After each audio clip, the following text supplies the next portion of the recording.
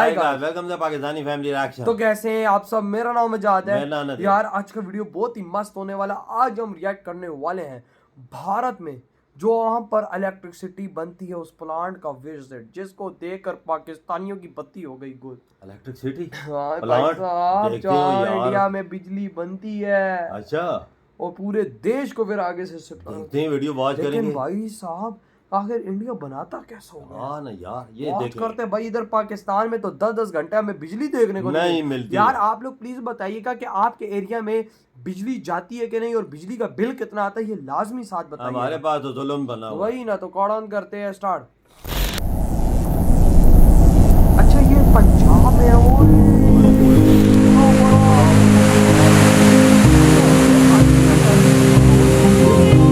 जिस बिजली के द्वारा आप इस वक्त ये वीडियो देख रहे हैं, जिससे आपका मोबाइल चार्ज होता है, लैपटॉप चार्ज होता है, वही बिजली सिंप्लीफाइड तरीके से कैसे बनती है ये हम आपको इस वीडियो में बताएंगे।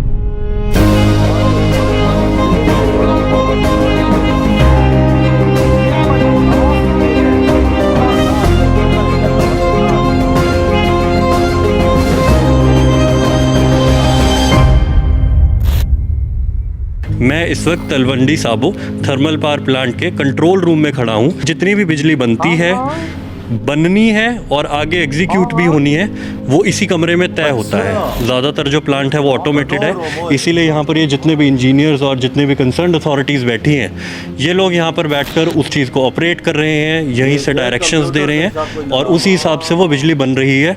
स्टेट तक जा रही है, स्टेट से आगे भी जा रही है। कैसे जाती है, कैसे बिजली बनती है? और पंजाब गवर्नमेंट को पावर की रिक्वायरमेंट थी, तो पंजाब गवर्नमेंट ने एक इंक्वायरी फ्लोट की थी कि हम आपको ज़मीन देंगे, आप यहाँ पे अपना पावर प्लांट लगाएं। तो इसको लेवल 2 बिडिंग बोलते हैं। तो इसमें वेदांता कंपनी को ये पावर प्लांट अलॉट हुआ था। तो ये पावर प्लांट जो है 2014, 15, 16, ये हमारे यहाँ पे 3 यूनिट है, 660 मेगावाट के 3 यूनिट हैं। तो तीनों प्लांट जो है 2014 से लेके 2016 के बीच में कमीशन हुए हैं। और ये प्लांट 1980 मेगावाट पैदा करता है। 1980 मेगावाट का मतलब ये हो गया कि यदि पंजाब का टोटल पावर रिक्वायरमेंट 10,000 मेगावाट है तो करीब 2,000 मेगावाट हम देते हैं। मतलब इस पंजाब का 20% पावर रिक्वायरमेंट हम लोग देते हैं। ये हमारा 1 नंबर यूनिट है। 1 नंबर यूनिट का हमें दिख रहा है कि हम कितना पावर बना रहे हैं, क्या फ्रीक्वेंसी पे चल रहा है, और जो मशीन्स हैं, मशीन्स के जो इक्विपमेंट्स हैं उसके पैरामीटर क्या हैं। ये जो बड़ी स्क्रीन है, ये बड़ी स्क्रीन पे बड़े डिटेल्स मिलते हैं जो मोटा मोटी डिटेल्स देते हैं। ये जो छोटे सिस्टम्स हैं इस प्लांट को ऑपरेट कर रहे हैं। इसके पीछे में पूरा DCS नेटवर्क है। ये डिजिटली ऑपरेटेड पावर प्लांट है और जो ऑटोमेटिक चलता है। और ये इसका सिस्टम है। यहाँ से चल रहा है।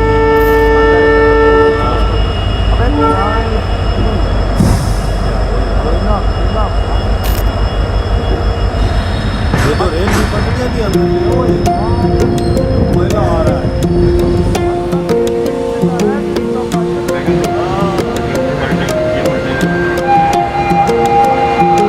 ये हमारा जो है ये थर्मल पावर प्लांट है जो कोयले से बिजली पैदा करता है।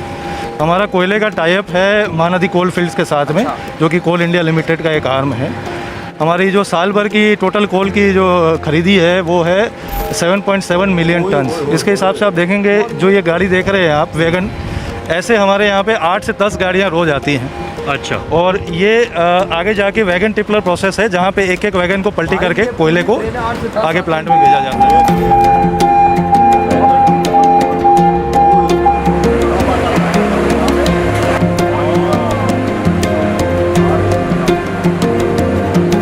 सर जैसे आपने बताया कि 8-10 गाड़ियाँ आती है रोज, ये कितने डब्बे होते होंगे उस गाड़ी? एक गाड़ी में 55 डब्बे रहते हैं। अच्छा। एक गाड़ी में 55 वैगन रहते हैं जनरली। आप मोटा मोटी मान के चलिए कि 500 डब्बे, ये जो आपको एक डब्बा अभी फ़िलहाल दिख रहा है, ऐसे 500 डब्बे रोज़ यहाँ पर आते हैं, कोयला लोड होकर आ रहा है, जिससे आगे बिजली जनरेट हो रही है। ये एक प्री वेटिंग प्रोसेस है, जिससे कोयला थोड़ा गीला हो जाए, उड़े नहीं, डस्ट नहीं उड़े, तो डस्ट सेपरेशन का काम करता है। वो कोयला बेल्ट के थ्रू यहाँ जो हमारा कोल स्टॉक यार्ड है यहाँ पे आता है। हमारे 4 यार्ड हैं बगल बगल में। ये हमारा 1 महीने का स्टॉक है। तो ये हम लोग यहाँ पे स्टॉकिंग करते हैं। उसके बाद में जैसे जैसे प्लांट में रिक्वायरमेंट रहता है, यहाँ पे हमारे पास में स्टेकर रिक्लेमर रहते हैं जो इस कोयले को फिर आगे बेल्ट पे डाल के अंदर बॉयलर तक पहुंचाते हैं। अच्छा सर, ये पूरी कन्वेयर बेल्ट लगी हुई है जिसके थ्रू हो रहा है? एग्जैक्टली। अच्छा, तो वहाँ से आता है और ये सारा ऑटोमेटिक ही है, ये बेल्ट के थ्रू? ये पूरा ऑटोमेटिक है, ये कंट्रोल रूम से ऑपरेट होता है। कंट्रोल रूम से ऑपरेट हो रहा है। अच्छा सर, ये अब जैसे इतना सारा कोयला यहाँ पर पड़ा है तो इसकी वजह से तो धूल मिट्टी खूब रहती होगी? नहीं, ये कोयला जो है ये डस्ट सेपरेशन के थ्रू आता है। अच्छा, separation और इसके हो गया। ऊपर डस्ट सेपरेशन लगता रहता है, ये डस्ट सेपरेशन के लिए लगे हुए हैं इस पे। अच्छा, ये आप जो वाटर मॉनिटर्स देख रहे हैं ये डस्ट सेपरेशन के लिए लगे हुए हैं। ऐसा प्रोसेस है, कैसा जान है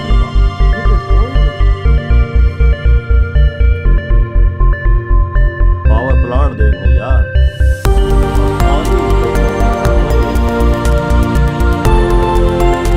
ये जो थर्मल पावर प्लांट है इसका जो मेन रिसोर्स है वो वाटर है, क्योंकि वाटर से स्टीम बनता है और स्टीम से ही आप एनर्जी यूज़ कर पाते हैं। तो हमारा ये जो रिजर्वायर है इससे पानी हमारे 2 प्रोसेसेस में जाता है। जो मेन प्रोसेस है, इस पानी का पहले हम लोग डीमिनरलाइजेशन करते हैं, इस पानी को क्लीन करते हैं। उसके लिए हमारे यहाँ पे डीएम प्लांट और आरओ प्लांट लगे हैं, तो पानी का क्वालिटी इंप्रूव करते हैं। ये पानी फिर हमारे बॉयलर्स में जाता है, जहाँ पे कोल आता है एज अ फ्यूल। कोल जलने के बाद जो एनर्जी पैदा होती है वो इस पानी को स्टीम में कन्वर्ट करती है। और स्टीम जो है, क्योंकि स्टीम एक फ्लूइड है, वाटर के कंपैरिजन में एक गैसियस फ्लूइड है, तो उसमें एनर्जी स्टोर बहुत ज़्यादा होती है, बहुत ज़्यादा एनर्जी रहती है और प्रेशर भी बहुत रहता है। ये स्टीम फाइनली टरबाइन में जाता है। जैसे अपने पानी के टरबाइन होते हैं वैसे ये स्टीम के टरबाइन होते हैं। स्टीम के टरबाइन में बहुत सारे ब्लेड्स होते हैं। ये स्टीम उन ब्लेड्स पे हिट करके इस टरबाइन को घुमाता है। ये टरबाइन जब अपनी आरपीएम ले लेता है, स्पीड ले लेता है, तो ये जो टरबाइन की जो एनर्जी है वो एक जनरेटर से कनेक्टेड रहती है। जैसे अपने पास डायनामो होते हैं या छोटे, तो वैसे एक बड़ा जनरेटर रहता है। वो जनरेटर, उसके अंदर मैग्नेटिक फील्ड जब कटता है इस टरबाइन की वजह से, तो इलेक्ट्रिसिटी प्रोड्यूस होती है। वो इलेक्ट्रिसिटी जो है वो कम वोल्टेज पर प्रोड्यूस होती है। उसको हम ट्रांसमिट करना होता है क्योंकि हमें गवर्नमेंट को देना है। तो उसको ट्रांसमिट करने के लिए एनर्जी लॉसेस कम हो, हमारे पास में बड़े बड़े ट्रांसफार्मर होते हैं, स्टेप ऑफ ट्रांसफार्मर बोलते हैं। तो जो हम 24 केवी पे जनरेट कर रहे हैं उसको हम 400 केवी पे ले जाते हैं। ज़्यादा केवी जनरेट करने से एनर्जी ट्रांसमिशन लॉसेस कम होती है। उसके बाद में हमारे यहाँ से 4 लाइनें जाती हैं एनर्जी की, जो हमारा स्विच यार्ड के थ्रू जो लंबी तारें जा रही हैं, ये हमारे ट्रांसमिशन टावर्स है। इससे ये हम अलग अलग एरियाज पे, सबस्टेशंस पे इस बिजली को देते हैं।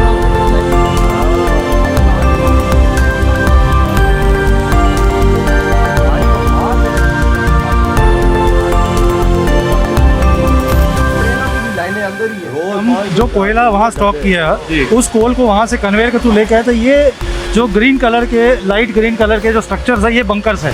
अच्छा। जिसमें कोल स्टोर करते हैं। 8 से 10 घंटे का स्टॉक करने का कैपेसिटी है। उसके बाद में ये हमारे कोल फीडर से होते हैं, मिल्स में जाती है जहाँ कोल को पाउडर बनाया जाता है। अच्छा। ये कोयला फिर इस रेड वाले क्लासीफायर में आके ये पाइप्स की वजह से ये बॉयलर्स में जाती है। डायरेक्ट कोयले को नहीं जलाया जाता, पाउडर की फॉर्म में कोयले को जलाया जाता है। पाउडर फॉर्म में जलाने से कोयले का सरफेस एरिया बढ़ जाता है। हाँ। तो कंप्लीट कंबशन होता है, इनकम्प्लीट कंबशन नहीं होता। ये फायदा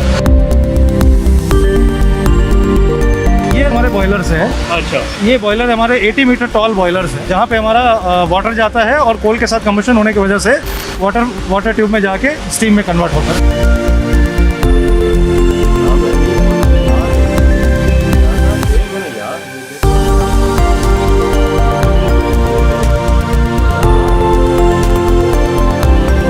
सर, ये जो आप देख रहे हैं ये स्टीम की पाइपलाइन है। अच्छा। जो बॉयलर से टोटल स्टीम है इस पाइपलाइन के थ्रू टरबाइन में जा रहा है। ये स्टीम का टेम्परेचर 570 डिग्री और इसका प्रेशर करीब 250 kg है। ये स्टीम अभी यहाँ से टरबाइन में जाएगी और फिर टरबाइन को घुमाने का काम करेगी। अच्छा, तो ये जो अभी पूरी चीज़ है इसके अंदर स्टीम ही स्टीम है, स्टीम कैरियर कह सकते हैं अगर आम भाषा में कहें। स्टीम यहाँ से जा रही है और इसके अंदर हीट रहती होगी खूब सर? इसके अंदर 570 डिग्री 570 डिग्री सेंटीग्रेड। लेकिन हाथ लगाने पर लग रहा है ये 45-50 या इससे ज़्यादा तो शायद नहीं लग रहा। इसके ऊपर इंसुलेशन का लेयर इसलिए दिया जाता है कि आपका टेम्परेचर का और एफिशिएंसी का लॉस ना हो, आपका टेम्परेचर मेंटेन रहे। टरबाइन तक जाते हुए ठंडा हो गया तो इसकी एनर्जी कम हो जाएगी।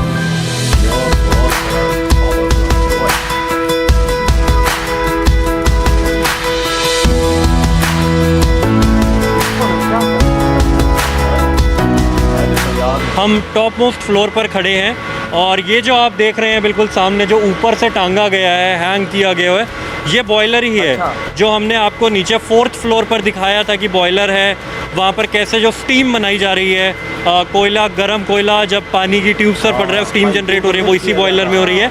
इसको ऊपर से ही हैंग किया गया है, नीचे इसका बेस नहीं है। ऐसा क्यों है हम यहाँ पर सर से जानते हैं। ये बॉयलर जो है इसमें स्टीम कन्वर्ट होता है, पानी से स्टीम बनता है, काफ़ी हीट इसमें प्रोड्यूस होती है। तो ये बॉयलर ऊपर से इसलिए लटकाया जाता है कि जब बॉयलर में हीट कन्वर्जन होता है या हीट पैदा होता है तो ये बॉयलर एक्सपांड करता है। ये बॉयलर की जितनी हम दीवारें देख रहे हैं, चारों दीवार बेसिकली वाटर वाल है, जिसके अंदर में ट्यूब्स हैं, वो ट्यूब्स में से स्टीम जा रहा है। तो ये बॉयलर का एक्सपांशन ऊपर से नीचे की तरफ होता है, इसलिए इस बॉयलर को लटकाया जाता है, इसलिए इसकी हाइट भी ज़्यादा होती है। अच्छा, तो हम मोटा माटी ये मान लें कि जो दीवार हमें दिख रही है ट्यूब्स की ही दीवार है। ये ट्यूब्स की दीवार है जिसके अंदर में स्टीम जा रहा है। अच्छा, तो यहाँ पर वो पूरा प्रोसेस जो है, इसके बाद क्या होता है सर यहाँ पर जब वो पूरी स्टीम जनरेट हो गई है, स्टीम जनरेट होने से वो किस तरफ को जा रही है? वो हम नीचे एक पाइप तो देख ली, लेकिन वो जो घूमने वाली मशीन है वो कहाँ लगी हुई है? एक्चुअली बॉयलर में स्टीम बनने के बाद में अंदर में एक सुपर हीटर कॉइल होती है जिसमें उसका टेम्परेचर बढ़ाया जाता है। अच्छा। उसका टेम्परेचर 570 डिग्री ले जाया जाता है। उसके बाद पाइप के थ्रू ये स्टीम को ट्रांसपोर्ट किया जाता है टरबाइन में। हम नीचे जाएंगे और टरबाइन फ्लोर पे जाके टरबाइन देखेंगे, जिस टरबाइन में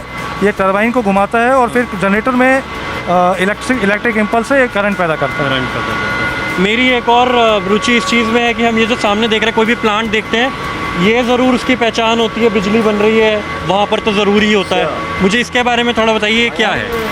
इसको नेचुरल ड्राफ्ट कूलिंग टावर बोलते हैं। इसका बेसिक पर्पस क्या है? जो स्टीम हमने अभी टरबाइन में दे दी, टरबाइन को घुमाने के बाद जो स्टीम बच गई, उस स्टीम को एक कंडेंसर में डाला जाता है ताकि उस पानी को रीयूज़ कर सके बॉयलर में।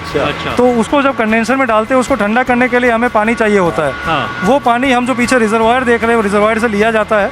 वो पानी जब स्टीम को ठंडा कर देता है तो पानी में हीट रह जाती है। वो पानी वापस इस कूलिंग टावर में जाता है। कूलिंग टावर में पानी ऊपर से फॉल करता है, उसका सरफेस एरिया बढ़ा दिया जाता है। अंदर में पीवीसी की फिल्स रहती है जिसके थ्रू उसका सरफेस एरिया बढ़ा देते हैं। तो वो पानी जब ऊपर से क्रॉस करता है तो नीचे से एयर पास करती है। वो एयर इस पानी को ठंडा करके थोड़ा एवापोरेट करते हुए पानी को ले जाके टॉप से निकलती है। तो कूलिंग टावर का मेन परफंडा ये है कि पानी को ठंडा करे ताकि मैक्सिमम जो हमारा स्टीम है उसको ठंडा करके रीयूज़ कर सके बॉयलर। ये देखो टरबाइनें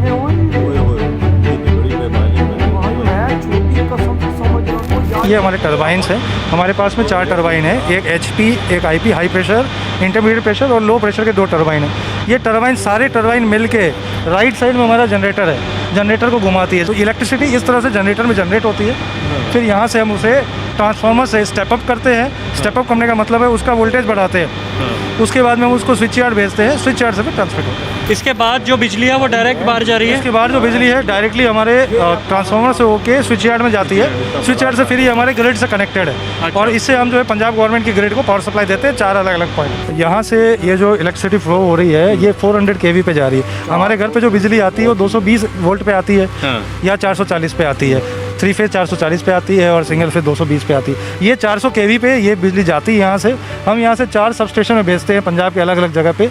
एक जाता है हमारा मुक्तसर में, एक धूरी में जाता है, एक नकोदर में जाता है और एक मोगा जाता है। तो ये 4 जगह में हम यहाँ से बिजली भेजते हैं जहाँ से पंजाब के हर इलाके में बिजली पहुँच सके। आपके घरों में बिजली पहुँचती है, आपके लाइट जलते, AC चलते, फैन चलते।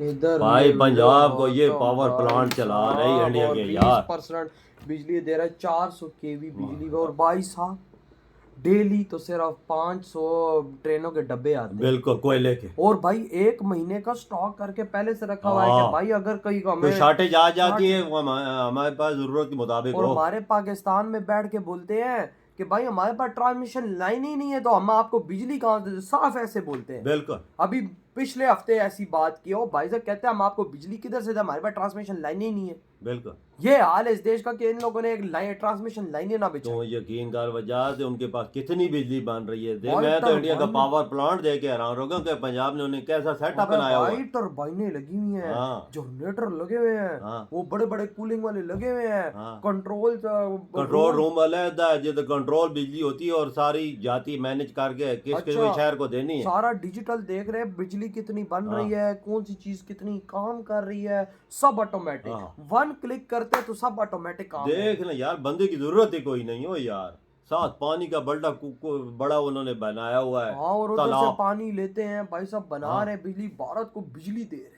तभी तो हम बोलते हैं यार भारत में बिजली कितनी है। भारत में बिजली तब ज्यादा है कि ऐसे पावर प्लांट लगे हुए हैं और दूसरे देशों में ऐसा एक पावर प्लांट नहीं है यार। अगर 100 साल भी पाकिस्तान लगा रहे तो ऐसा पावर प्लांट नहीं बना सकता। भाई क्या टेक्नोलॉजी अंदर यूज कर रहे हैं ये लोग, हाई लेवल की भाई साहब।